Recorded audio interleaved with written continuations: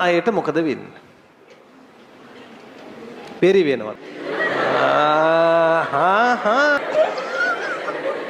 මූණු ටික බලන්න බෑයි.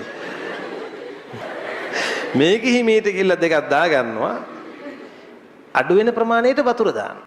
දැන් මට කියන්නේ අපි වසක් විසක් කෑවහම ඒක මුලින්ම යන්නේ මොකේද දැන්? අක්මාවේ ඒ වසවිස විනාශ කරන්න හදන හැම වාරයක් ගානේම අක්මා සෛලයක් මොකද වෙන්නේ?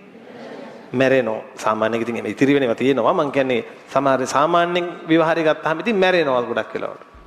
එහෙනම් පුළුවන් තරම් අපි වසවිස කාපුහාම අපේ මොන අවයවයේද ටික ටික නැතු යන්නේ? අන්න. දැන් තේරෙනවද? ඒකයි ඔය කෘමිනාශකයේ දු ආහාර කෙලින්ම කෘමිනාශක හරි ආහාර වශයෙන් ගන්න හොඳ නැත්තේ. කෙලින්ම අක්මාව ඩැමේජ් වෙනවා. ඒක ආපහු හරවන්න බෑ. ඊළඟ තව පොඩකින්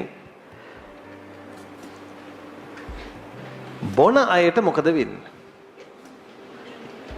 බෙරි වෙනවා. තව මෙතනෝල්ද විෂ, එතනෝල්ද විෂ.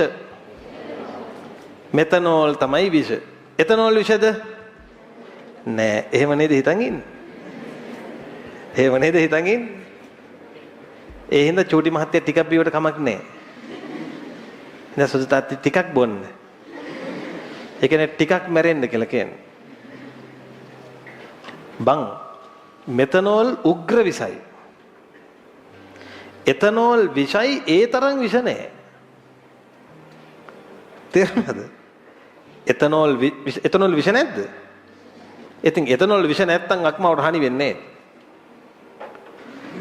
මෙතනෝල් බිව්වොත් මෙතන